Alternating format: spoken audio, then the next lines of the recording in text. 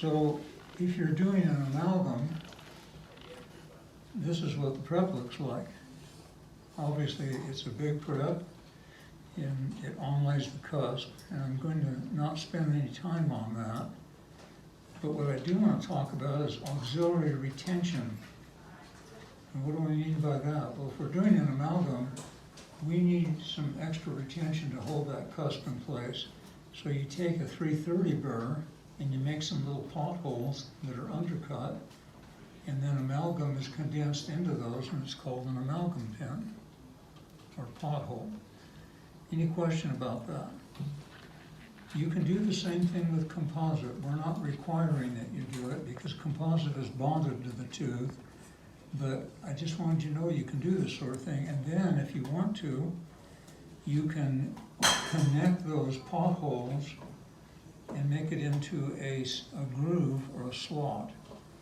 So does that make sense, that you can get added retention that way if you're missing a cusp? Now hopefully this looks familiar to you. You remember this from way back, how you pre-contoured the Tafelmeyer band? If you're doing amalgam, it's very important to do this so that you can get a convex proximal surface and not a flat proximal surface. So if you've blanked out and forgot how to do that, this is just a reminder that if you're using a Tafelmeyer for amalgam, you pre-contour it. And then you put it in a holder. And this is the reason, because your restoration will be stronger and it'll be anatomically correct. And this should look familiar to you. If you look at the upper picture, the contacts are not correct and it's weaker, they're flat. In the bottom picture, it's showing a nice convex surface, and that's what we want. And this is what the matrix looks like when it's placed. Now notice that there are wooden wedges, not plastic. When you're doing amalgam, you need wooden wedges to separate the teeth so that you get a contact.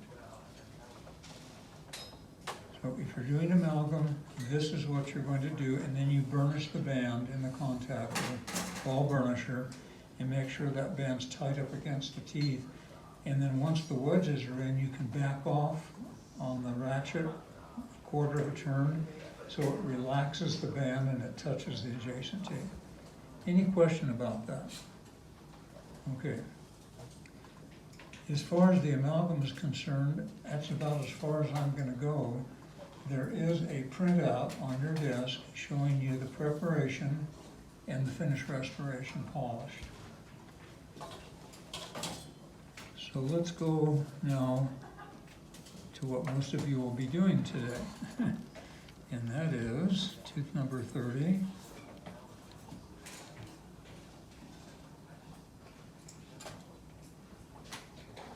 If I can find it.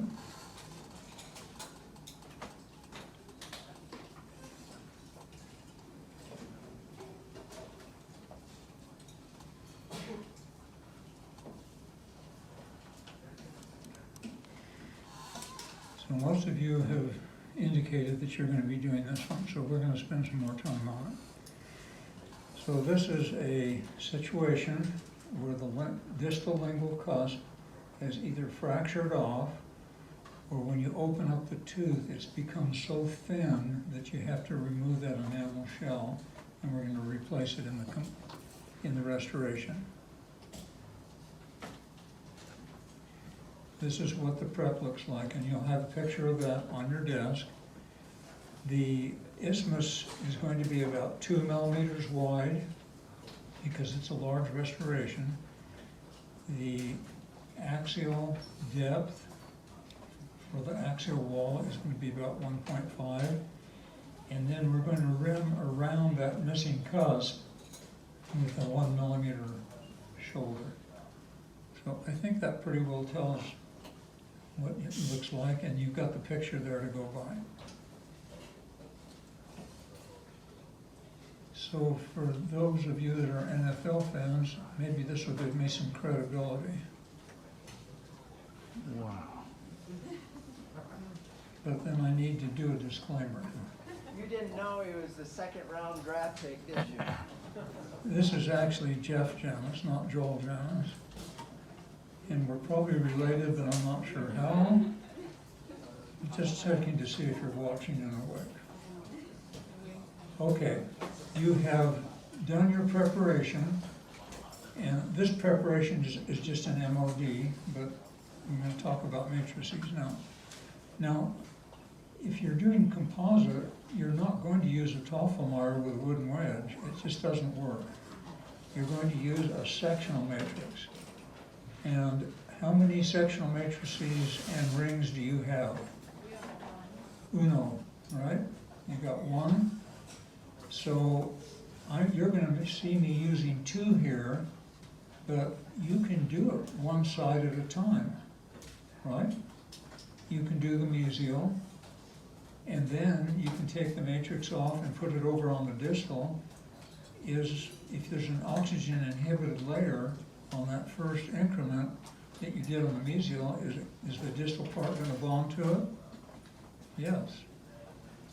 So do one side at a time. Any question about that? So you don't have to share matrices. So let's go through the technique. So we place the band, slip it in there.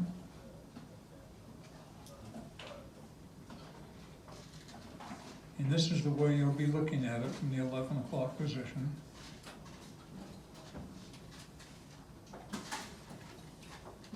Make sure it goes past the gingival margin.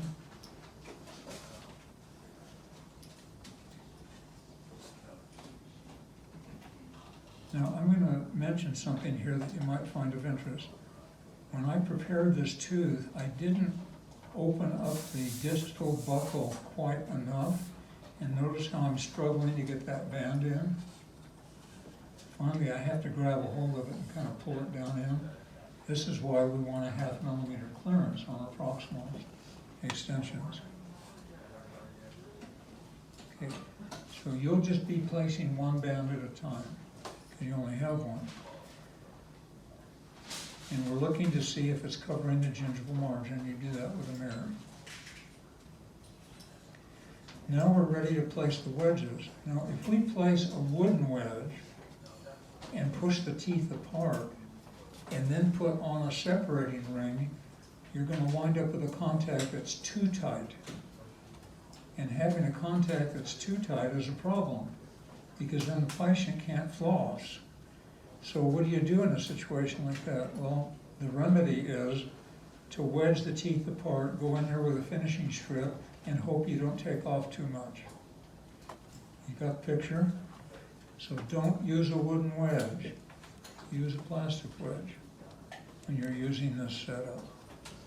It can go in from the labial or the lingual, whatever seems to fit the best. Keep your finger on top of the band when you're placing the wedge, because it may push it out and stabilize it. And don't push the wedge all the way up tight. Leave a little room so you can get your ring on. I'm stabilizing the band, pushing the wedge in. All that wedge is doing is pushing the band up against the gingival margin. It's not separating the teeth. So once that's in place, then we place the ring, and you've all done this, and it straddles the wedge on both sides. Now this is what causes the separation and gives you an ideal contact. So I'm bumping that up against the band and then rotating it down into position.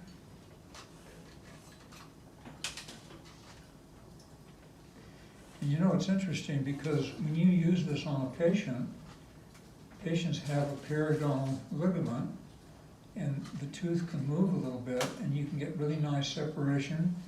And I was concerned that maybe you couldn't do that on the Typodont, but it seems to work. Thing is though, you do have to do this next step. You need to take the very small ball burnisher some people call it a die-cal instrument, and burnish the contact, go occlusal gingivally, and go buccolingually.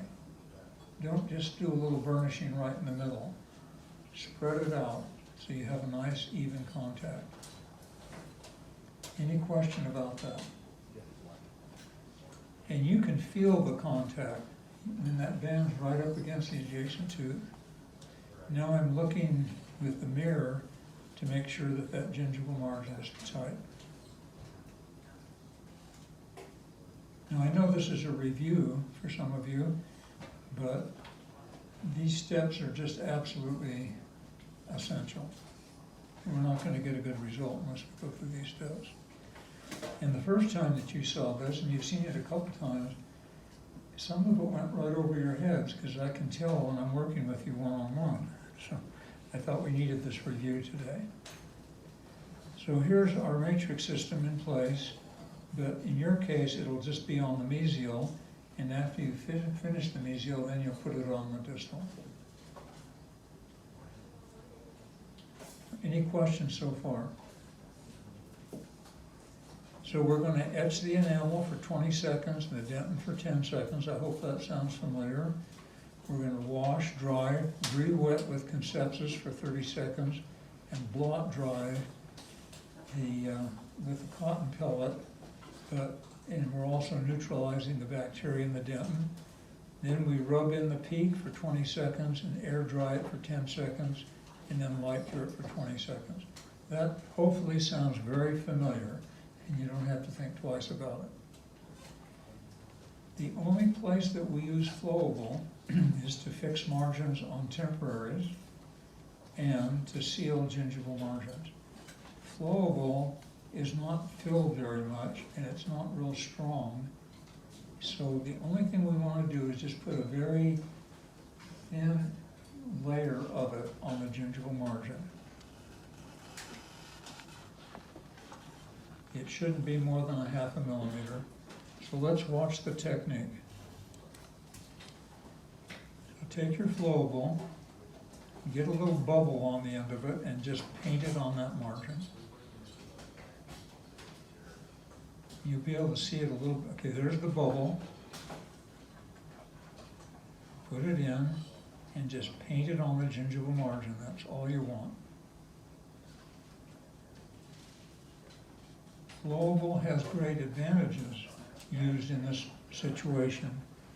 It seals the margin very nicely.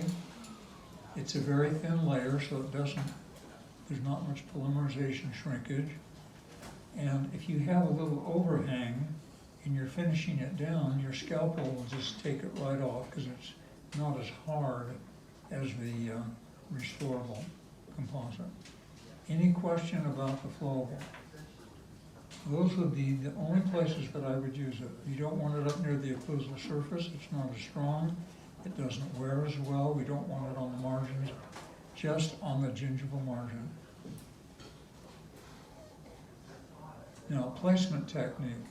We have taught you to place 2 millimeter increments on the diagonal, and I think I've talked about this, that way it overcomes the shrinkage problem.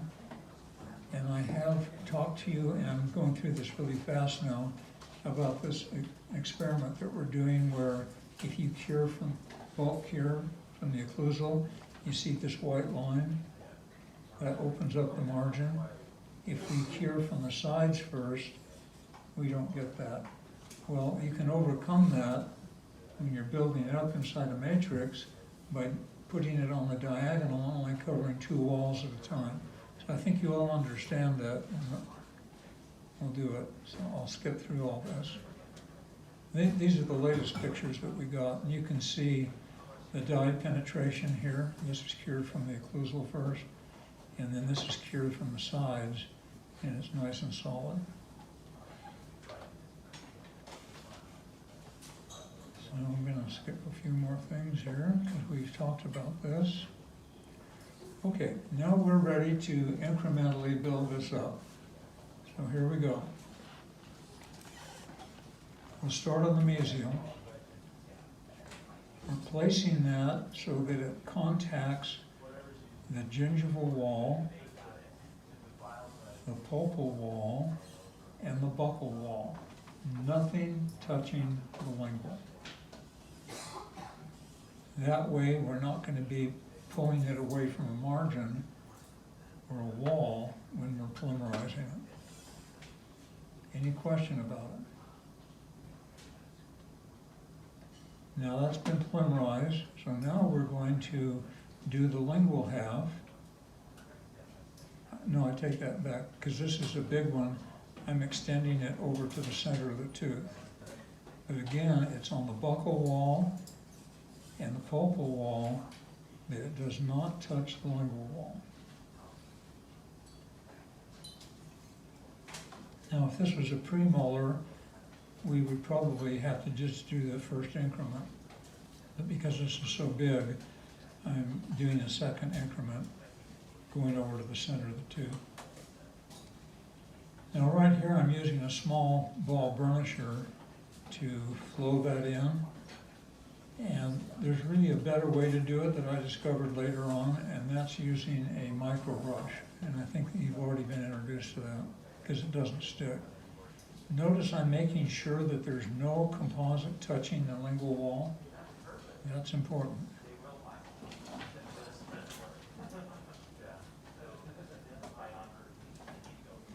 And then we polymerize that. Okay, now this is where the rubber really meets the road.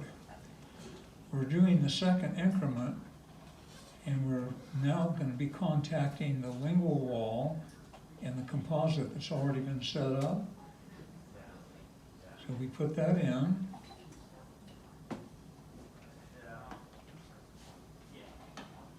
And I'm adding a little bit extra there to get extended over to the center of the tooth. But this is a very critical part of the restoration. Take your ball burnisher, the larger one, compress that in, and then begin to shape the anatomy. You'll notice that I'm forming a mesial fossa. Now I'm forming the occlusal embrasure, and you'll be using a half Hollenbeck to do that.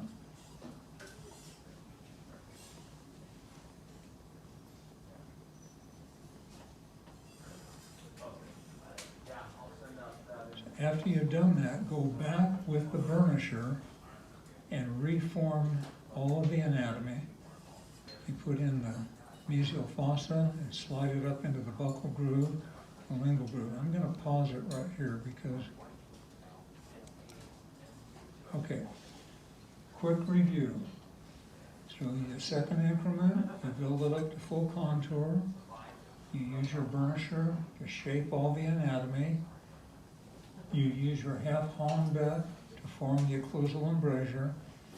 And if you do that and you're really careful, you're not going to have a lot of finishing to do, are you? And finishing takes a lot of time, and it's high risk. Any question about this so far? Now, I'm going to start the video again. I'm taking a small ball burnisher and just detailing that a little bit more. This is optional. The larger burnisher really will do a pretty good job. But I'm feeling those margins. I'm using a very light touch and saving a lot of extra finishing time. And then we're ready to cure it. Now, if this was just an MO, we'd be done, wouldn't we? But it's bigger than that. So let's move on. So when you're working with that ball burnisher, if it's having a tendency to stick a little bit, where you got the peak out, there's always a tiny bit of resin left on that brush. You can just get it on that instrument and then it won't stick.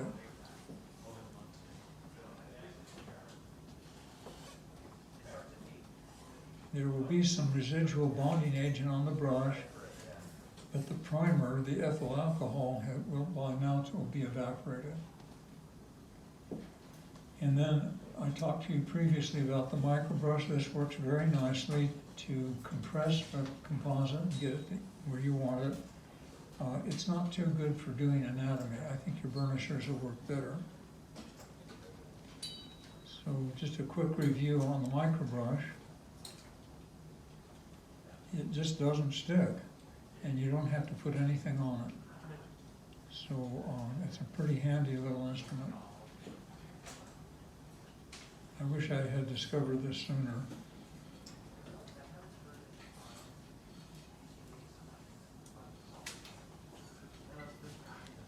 Okay, we'll move on. Now, at this point, you would be able to take the matrix off the mesial and put it on the distal. Now, don't worry too much about this area right here. Mainly what this is going to do is give you your contact. You can freehand the cusp. Any question about that? So if you get your distal contact and your marginal ridge and your anatomy up here, then you take the band off. You can just, like you did with class 4, free-handed it. You do the same thing on that lingual cusp. So the matrix doesn't have to be tight on the lingual. All right, so here we go. We're going to do the same thing we did on the mesial. We are covering the buccal wall and the axial wall. It's not going to touch the lingual wall on that first increment. And right here where I'm using a ball burnisher, you could be using the microbrush to do that. And because this is so big, I'm going to do a second increment because it's a large tooth.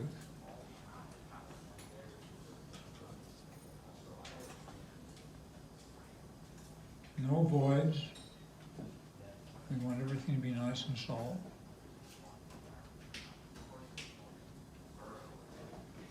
And Dr. Vernon's here with us this morning, and he was your instructor in dental anatomy at the beginning of your career here at the school. And I hope that he approves of what's going on here, because we're trying to build a composite that looks like a tooth. Now all I'm doing is really covering the gingival margin on that lingual area.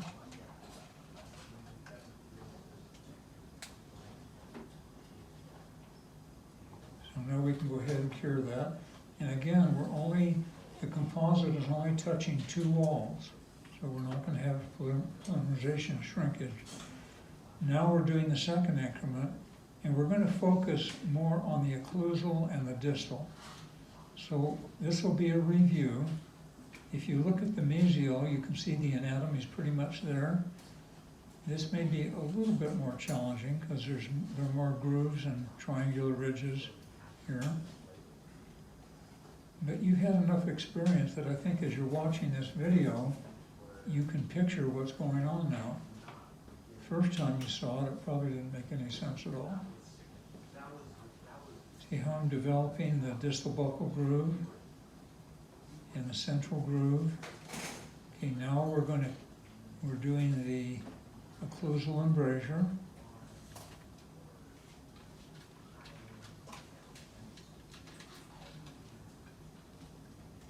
Now I'm going to back this up a little bit and show.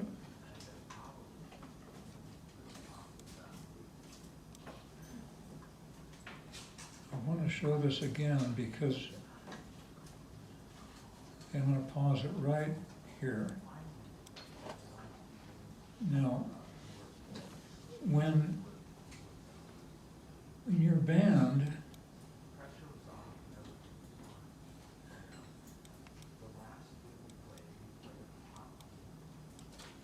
now it's not stopping where I want it to, so I'll just stop it.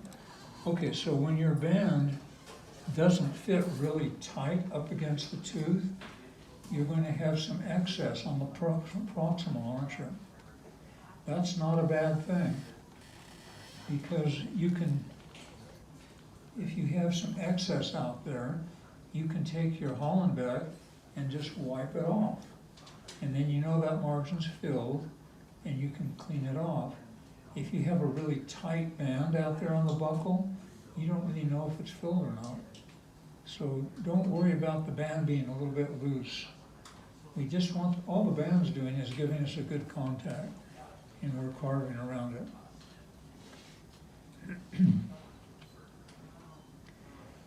So we're beginning to form that cusp now. We'll finish it after we take the band off. So we took the band off, and now we're going to freehand the rest of the cusp. And notice that I'm putting some composite right there where the distal lingual cusp is going to be, and then blending it in.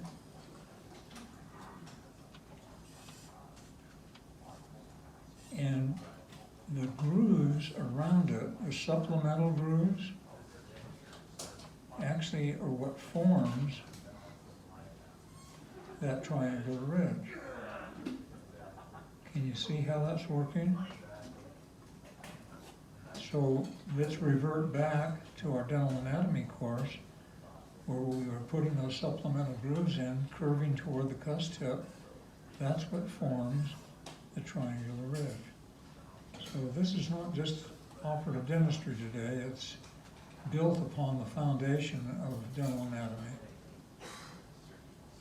And it's a lot easier to do this when it's soft and you can shape it than it is to do it with a burr later on. And use your finger wherever you can, your glove finger, smooth and blend. But you see how it's beginning to shape up now? If I can do it, you can do it. Does that look familiar? That was done by one of you in dental anatomy. So if you can draw it, maybe you can do it.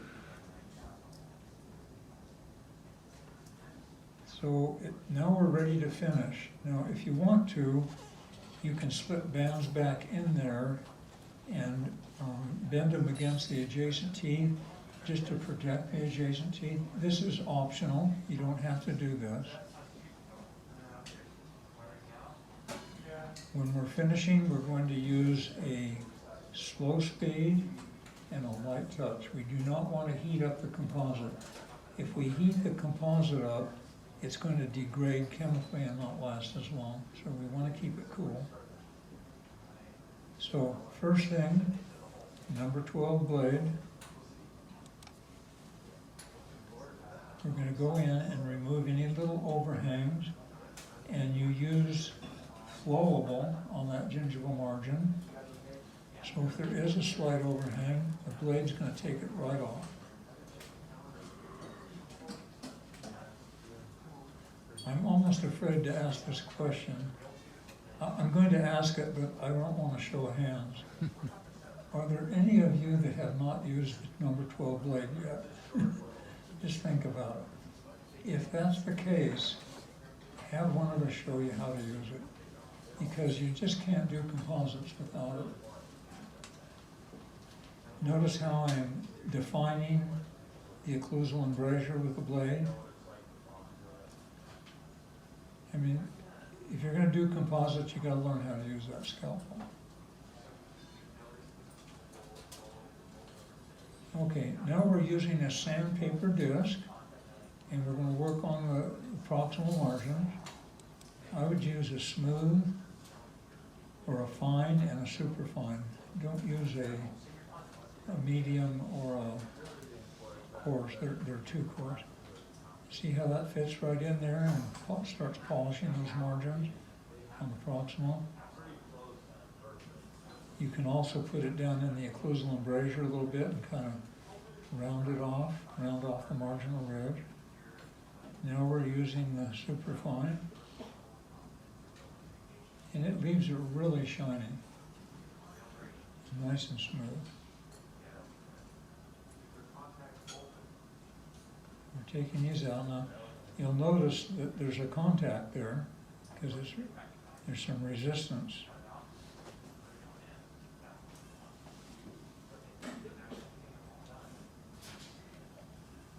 Okay, now on the gingival margin, at this point, we can take a narrow, medium and fine gap finishing strip and thread it through into the gingival embrasure. We do not want anything in the contact. All we're doing is smoothing and polishing the gingival margin at this point. Because if we go through the contact, we're gonna weaken it. So this is just focusing on the gingival margin. So after you do this with the medium and the fine, that gingival margin is super slick. And that's the way we want it. We don't want plaque to collect there.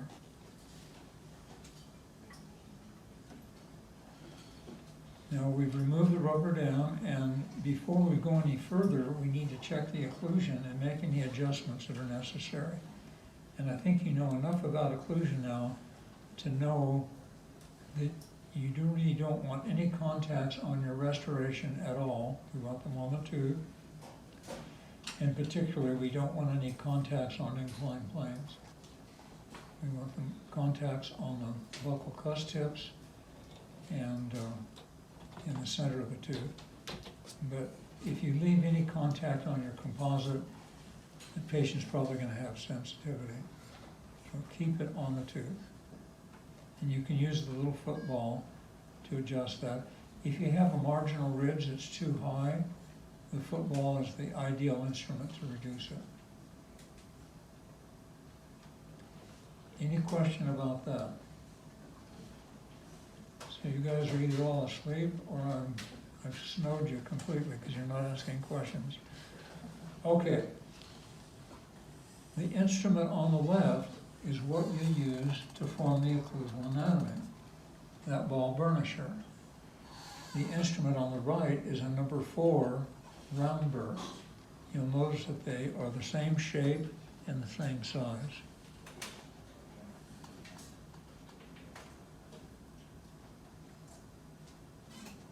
And this is a key.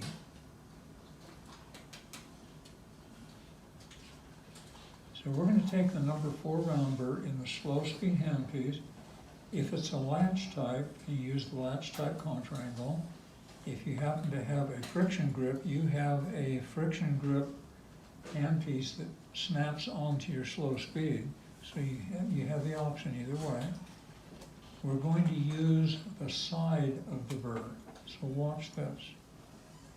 We're using very slow speed and a very light touch.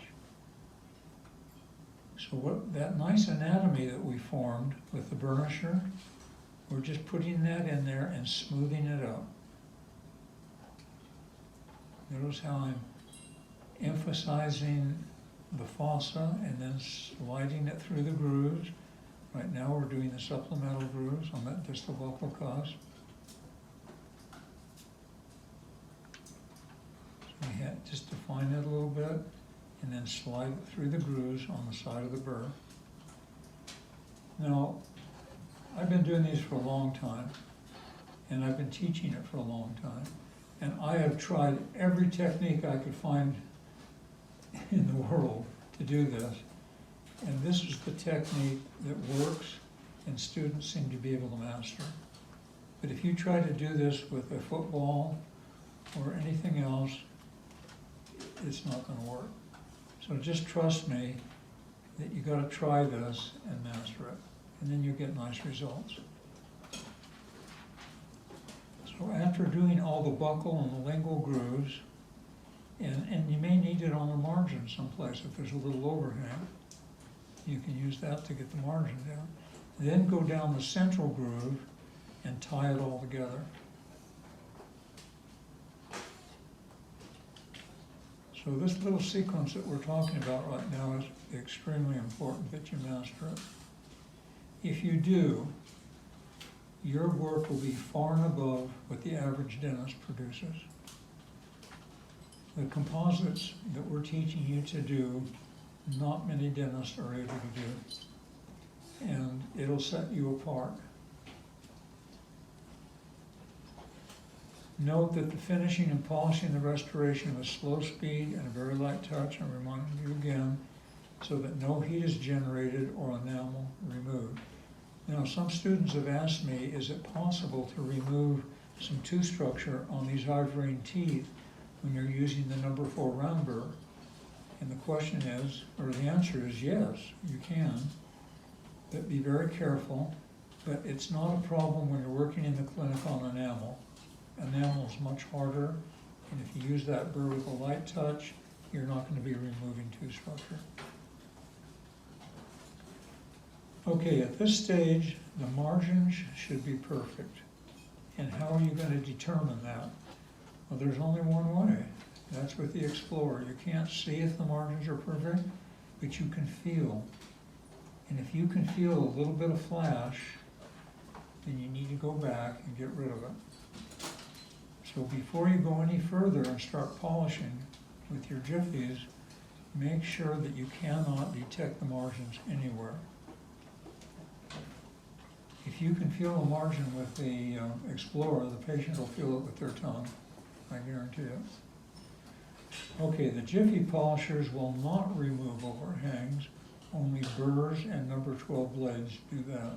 So this is important. Now we're ready for Jiffies. So we're going to use the green point and start smoothing now and polishing. Now most of the green points that I've seen are pretty blunted, and I think I showed you how to bring that back to a point. If any of you don't remember, then ask one of us to show you. You just rotate it in the handpiece and put a football next to it, and as it goes around you can reshape it and make a point on it.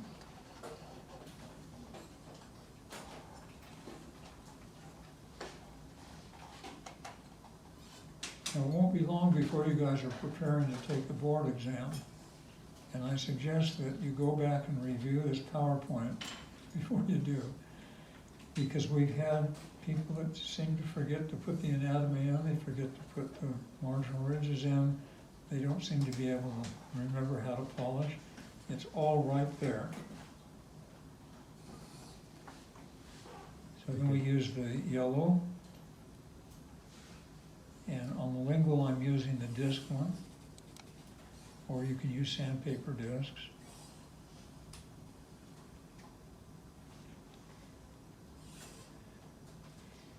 And then we do the white, and then we do the final polish with the brush. So this brush has diamond paste embedded in those bristles, and you can bear down fairly hard on it. It doesn't generate heat. It brings it up to a nice shine.